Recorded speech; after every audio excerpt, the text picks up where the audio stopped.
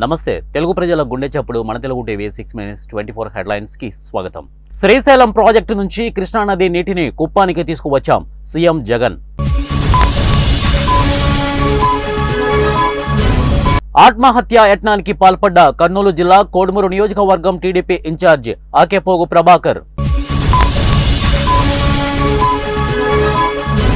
అనంతపురం కడపని మించి సర్వేపల్లిలో అరాచకాలు మాజీ మంత్రి సోమిరెడ్డి చంద్రమోహన్ రెడ్డి.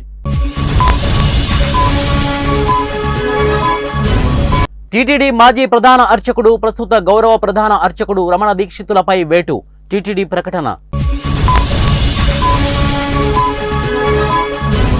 కాంగ్రెస్ పార్టీ అధికారంలోకి వస్తే ప్రతి పేద కుటుంబానికి నెలకు 5,000 ఆర్థిక సాయం ఏఐసీసీ చీఫ్ మల్లికార్జున ఖర్గే.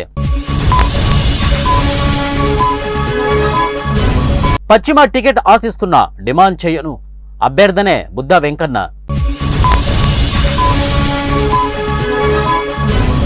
నేటి నుంచి ఏపీ టెట్ 24 పరీక్షలు 5 ఆన్లైన్ కేంద్రాల్లో నిర్వహణ హాజరు కానున్న 5,880 మంది అభ్యర్థులు.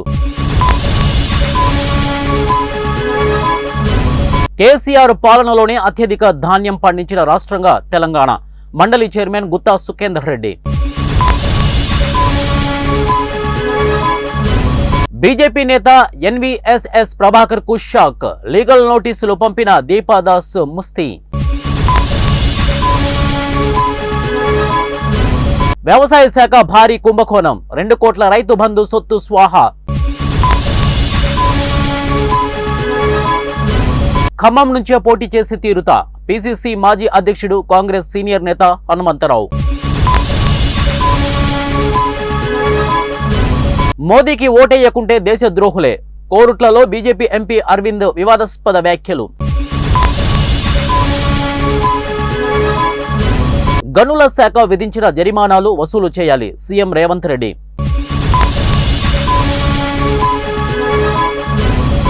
రైతుల పట్ల మోదీ నిర్లక్ష్యంగా వ్యవహరిస్తున్నారు సిపిఐ నారాయణ. సేంద్రియ ఉత్పత్తులను ఆదరించాలి మంత్రి కొండా సురేఖ.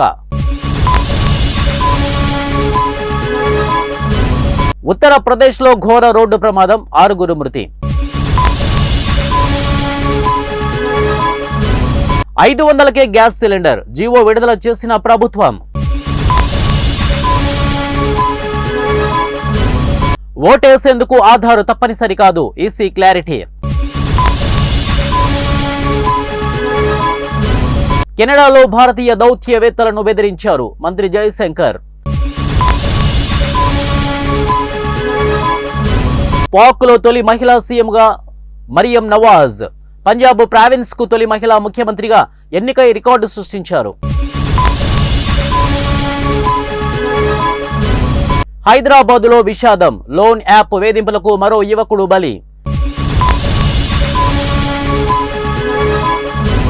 చంద్రబాబు కోసమే జనసేన పార్టీ ఏర్పాటు, ఎంపీ మార్గాని భరత్. ఎమ్మెల్యేలను బీజేపీ బెదిరించింది, ఎన్నికల్లో గెలిచేందుకు ఎంతకైనా తెగిస్తోంది అఖిలేష్ యాదవ్.